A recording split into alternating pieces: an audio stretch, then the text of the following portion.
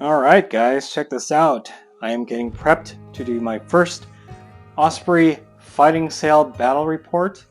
Got a couple ships there, the Constitution, HMS Diana, and the Corvette La Fauvette.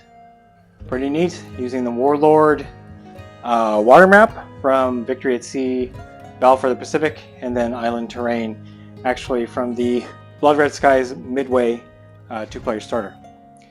But as awesome as that is, I'm not here to talk about Fighting Sail. I'm actually here to talk about 100 Years War. Let me get a little bit closer here. So on the last update, showed off a little bit of my English, a little bit of my French. Just wanted to show the progress that I made since that last video. This is what you've seen before. We got Sir Thomas Erpingham, a unit of men-at-arms, and then a small unit of archers, or longbowmen. So I've decided, moving forward, at least for my first division for Hail Caesar, 100 Years War, I will be doing Sir Thomas Erpingham's battle or division to start off that gameplay.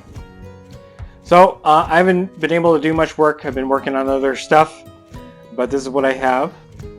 I have half a 6-man unit of men-at-arms, this time with a green color on their armor, just to denote that they belong to Sir Thomas Erpingham.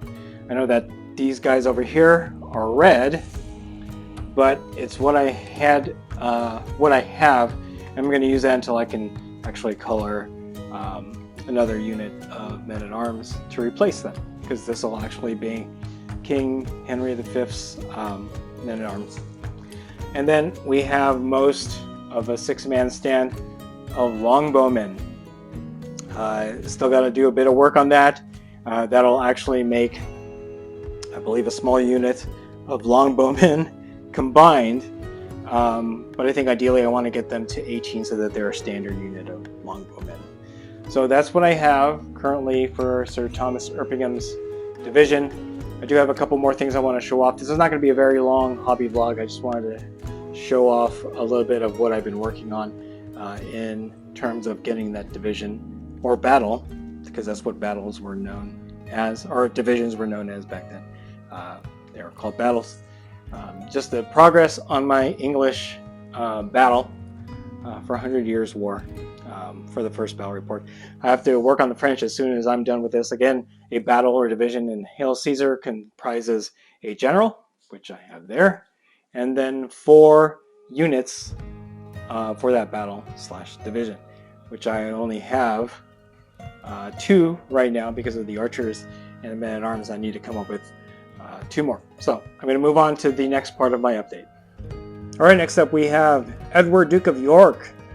He is the highest ranking noble to have died on the English side during the Battle of Agincourt. This is going to be his command stand. I need to add 1 more individual on his base, which will be his bannerman, or at least the one that's carrying his banner onto the field. I want to mirror basically what I have there with Sir Thomas Erpingham. But yeah, Edward, Duke of York. So that's him there. A little bit of blue, the blue mostly on his baton. His orlay is gold. But yeah, as soon as I finish Sir Thomas Erpingham's battle or division, I'll work on Edward, Duke of York's. Unfortunately, in the Perry set, they actually had or have the majority of banners for the nobles on the English side, but they did not have Edward, Duke of York's banner. So I actually ended up on eBay, and let me get a better view of this. This battle flag English at Agincourt banners. And these are actually really nice. I haven't removed it from the plastic. I actually had to get this from the UK. Couldn't find any available here. But on this sheet you have Thomas, Duke of Clarence, Humphrey, Duke of Gloucester, John de Vere, Earl of Oxford, John Mowbray, Earl of Nottingham, and more importantly, Edward Plantagenet, Duke of York. This guy right there. You also have John de Holland, Earl of Huntingdon, John Lord Camoy, which actually is included with the Perry banner pamphlet.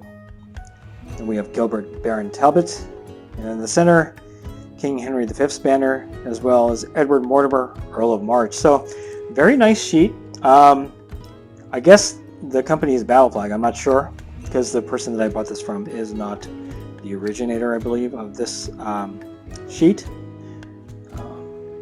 Richard Lowell's made this in 2010, or at least it was released in 2010. But yeah, mainly the reason why I got this sheet was to get the Duke of York's banner, which was not available in the Perry banner set. So, yep, now that I have that, I can continue on with my Edward Duke of York battle, but I will complete Sir Thomas Erpingham's first and then move on to Edward Duke of York. So, all right, final part of the update coming up next. And finally from Perry, War of the Roses horses.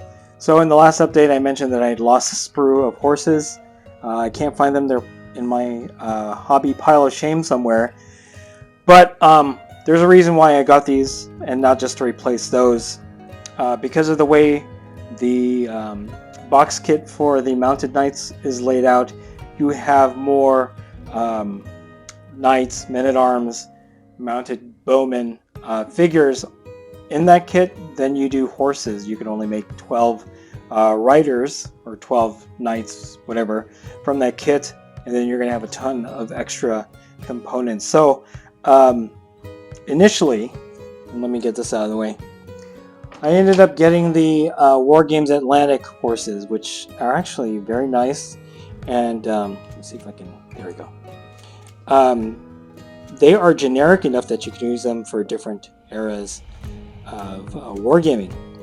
But the problem that I have, and I'm going to show this, is that the riders from Perry, the horses from War Games Atlantic, if I can get this back on the screen, are too wide, especially with the saddle or blanket or whatever it is that's draped over them, for these riders to fit onto them because of the way that they're sculpted. So sorry if I'm not getting that into frame. So while the War Games Atlantic horses are nicely sculpted, they are too wide for the Perry riders. And yeah, I could probably like do a little bit of cutting, a little bit of green stuff, but obviously I don't really want to do that. I got a lot of work to do, and I don't want to like kit bash at this point. So I will eventually try to maybe get these set up without the saddle or blanket or whatever it is that's on the War Games Atlantic horses, so that I can at least use them for 100 Years' War. But if I can't do that because they're still too wide, then I'll use them as horses for limbers for Napoleonics and other stuff. So with that being said, here's a sprue of the Mounted Knights / Men-at-Arms / Mounted Bowmen. So my initial thought was to use the Mounted Knights kit just to make French Mounted Knights, but there's so many components left over that I wanted to maximize all the plastic that I have, and build up some more either Mounted Knights or Men-at-Arms or Mounted Sergeants for the English. That way I don't have to buy another kit. And the way I resolved that was to buy a couple sprues of the Perry War of the Roses horses, which are the same that are included in the Mounted Knights kit for Agincourt. The only difference being that this sprue has the barding to make the Mounted Knights slightly different from the War of the Roses horses. But that being said, as you can see, you have a couple extra bodies here for mounted archers, or you can make them mounted sergeants, because they don't have like full plate armor like the knights do, and you still have enough like torsos and stuff to make them armored knights or armored men-at-arms, because really you just have those legs and then a couple extra torsos that actually have plate armor on them. And I'm going to show off an example.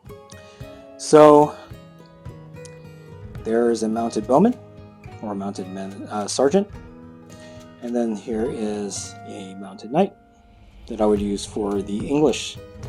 And again, because I have these sprues here, and I should have ordered more, I should be able to use up the majority of the torsos and legs on this sprue to make some knights or mounted sergeants or mounted bowmen for the English side. So that is what I have. That is the update.